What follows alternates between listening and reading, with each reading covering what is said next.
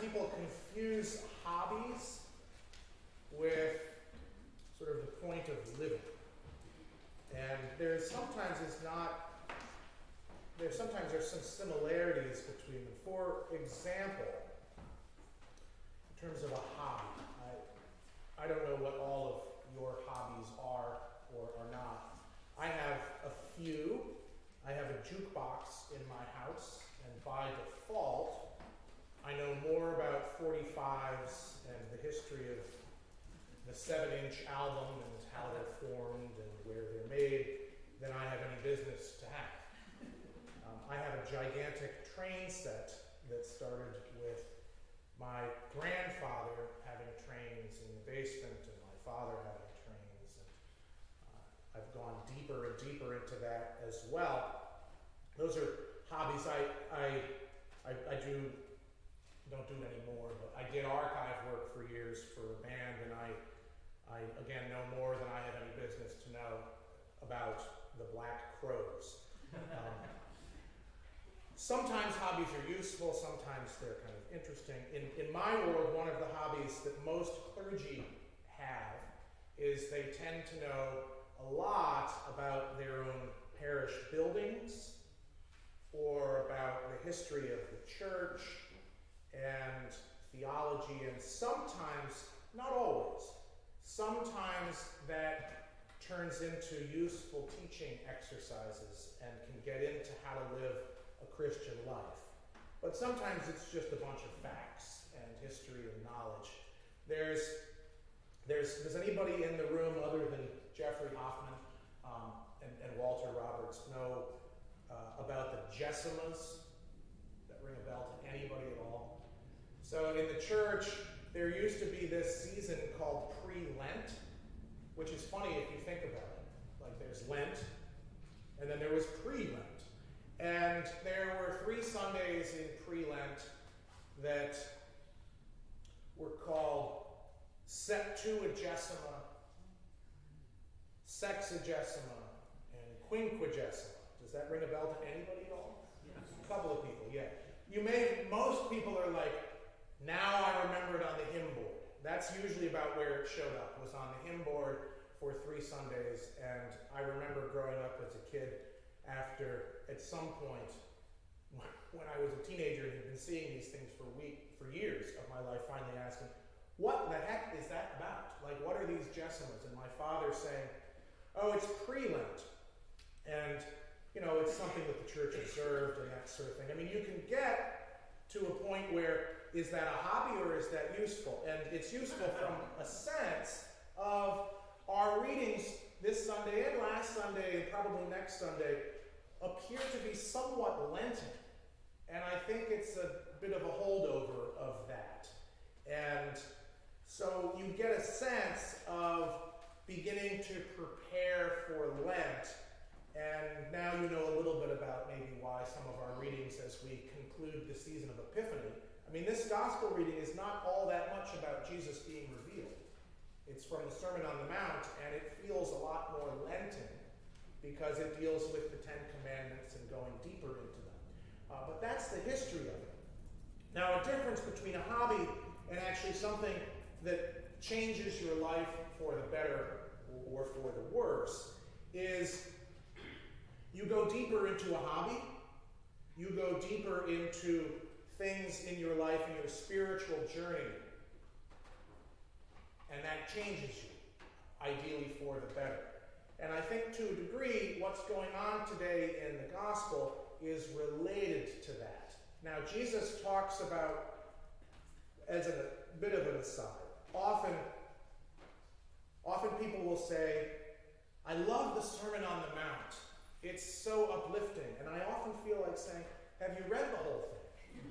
I mean, it goes on for 3 chapters, and most people stop after the Beatitudes. That's what everybody remembers. But Jesus goes deeper and further into the law and into traditions and rituals, and continues to expound on what those things might mean for you in your life on a level that's not superficial, that gets deep into who you are and begins to make you think, that perhaps there's more to it than I thought. Now, today's gospel passage deals with the Ten Commandments. Not all of them, and there's other things in there too. There's traditions, but it's bearing false witness, and murder, and stealing, and adultery, and divorce is thrown in there too. And you've got these different things, and I think if you step back for a second, the context does help, and we all do this. So it's not just the historical context. It's the context of being a person. There's an expression that I think is probably good throughout history, and it's not a particularly helpful way of thinking about things. But do you know where you can find your basic instructions before leaving Earth? The Bible. B-I-B-L-E. Basic instructions before leaving Earth. It's a terrible, terrible way of thinking about it. And I've heard that before, and that's very superficial. It's looking at the Bible and saying, here's my literal exact way of going through things. If you paid attention to today's gospel, this is a perfect example of people selectively reading where one gets literal.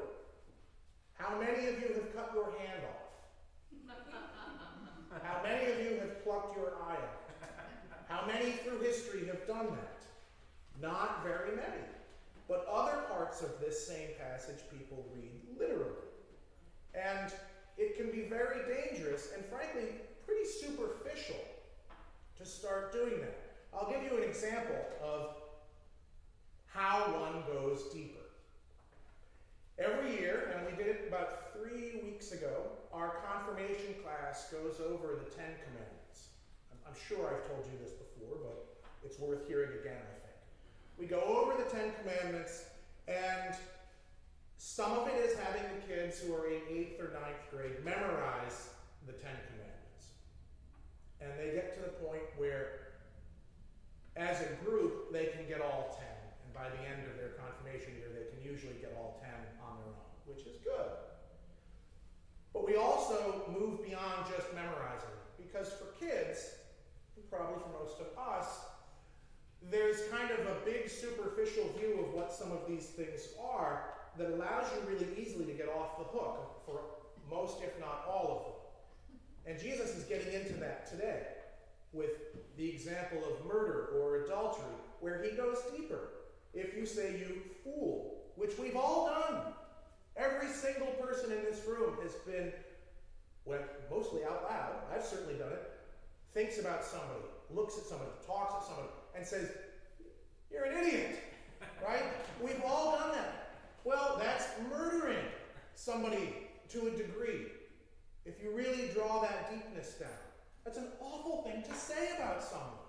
It's an awful thing to think about someone. And Jesus is making the connection, saying, you may think you're off the hook with murder because you haven't actually killed somebody. Dig deeper. So we do this with the confirmation class. And two examples that I like to give. We start with stealing.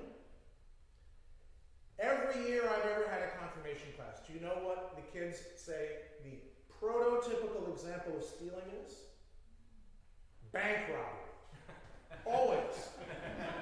Bank robbery. Okay. What other examples of stealing? The next one is, this is almost always number 2, shoplifting. Now we're getting a little more close, right? We've changed from armed robbery and, going into a bank to stealing, a candy bar from the 7-Eleven or whatever. Let's keep going a little deeper. And we begin to get into, well, what about pirating software, movies, music? Yes, that's stealing. They get it, right? They get it. And then we drift into how might you, if you're going deep, think about this at school. And they quickly get cheating, plagiarism, and then I say, interestingly, plagiarism is stealing, but it actually is a nice intersection of 2 commandments at the same time. One of the other ones that we talk about is bearing false witness. Now, officially, bearing false witness is literally being a witness in a trial of some sort and testifying falsely against someone. I was at jury duty recently. I'm thrilled I wasn't picked. But my guess is most of us, and you know, when you do jury duty, you have to swear that you're going to tell the truth when they ask you the questions about yourself. So technically, you can get into false witness there. I don't think I did. I don't think any of us did. Most of us are not going to have the opportunity to be literally in a trial as a witness. So you can think, I'm off the hook. I don't have to worry about this. So after explaining to the kids what bearing false witness is, which takes a little bit of time, we begin to dig into that too. Well, you get to plagiarism eventually, right? You get into the chat AI thing. We talked a little bit about that, right? Typing into the chat thing. Write me a 6-paragraph essay on whatever it would, you know, and it spits it out in 10 seconds. And there it is. That's bearing false witness. It's not the work. It's also stealing, because you're stealing from the internet, basically. It's a mix of both. So, as a class, we think about this and we go deeper into these things. I encourage you to do that. This, invariably, when we have today's gospel or anything that gets into the challenges of life, people look at some of these things and really have an issue with it, right? They have an issue with adultery or divorce or something about, you know, insulting brothers or sisters. It's like, have you met my brother?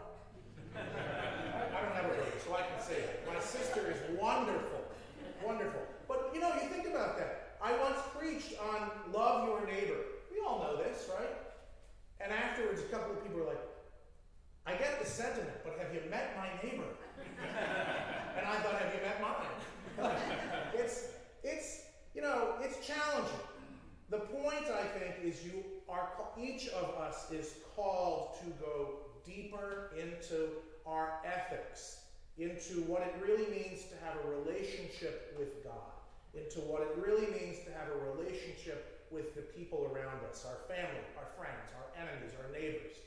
And thinking about not just from a superficial top level of, good, I'm off the hook on this, this, and this, and this, but thinking over things like the 10 Commandments, or the 7 deadly sins, if that's your thing, and beginning to go deeper into those things, and trying to grow, as St. Paul would say, from a spiritual child into a spiritual adult, who understands that none of us is perfect, but is always trying to live more deeply into the love of God in our lives, in everything that we do. And from a positive way, that each of us takes our faith more seriously than we do any of the hobbies that we have. It's all well and good if you can dig deep into the Black Crows. Hey, I'll think you're great. Or into model trains, or into the history of sports, or into whatever it may be. And a hobby is interesting, and it kind of makes you who you are. One would hope that you are far more concerned about digging deeper into ethics and love and relationships with God and each other. And that you never get to the point, like nobody ever does with a hobby, where you say, I know it all, and I'm good to go. That doesn't apply to me. I'm good. With a hobby, you always keep going. You always want to learn more. And I hope and pray for all of us, myself included, that we continue to dig deeper into what it means to have a spiritual journey and to walk with Christ and the love of God. And I'll leave you with one little resource which I've mentioned before. This little book is called the St. Augustine's Prayer Book. You know St. Augustine, I'm sure, St. Augustine, however you want to pronounce it. He wrote the Confessions, right? He wrote Confessions, and expounded on all the horrible things he had done and how that, and how he had changed and moved forward. In this book, there's a wonderful going deeper into the 7 deadly sins of all things. And it takes each one and it begins to allow you to examine how those things flesh out on a really minutia level and how you might be able to think about them. I recommend it. It's a good prayer book in general. It's sold by a sort of offshoot of the Episcopal Church, not a breakaway, but something under the aegis of the Episcopal Church. You can buy it online for not all that money on Amazon. But if you want to take a look at it, I'll leave it up in the communion rail, and you can look at it afterwards. And the black ribbon is marked to where the 7 deadly sins are. Go deeper. If you need a resource, here's a pretty good one. But go deeper, because I hope that your spiritual journey and pilgrimage matters far more than any hobby. And speaking from experience, I thought the black crows were the greatest thing since sliced bread. Up until I kind of got tired of a lot of the stuff. But I've never gotten tired of trying to build up my relationships with God and the people around me. And I hope that I can keep going in that too. And so that's a good prayer. God, bring me deeper. In the name of the Father, and the Son, and the Holy Spirit.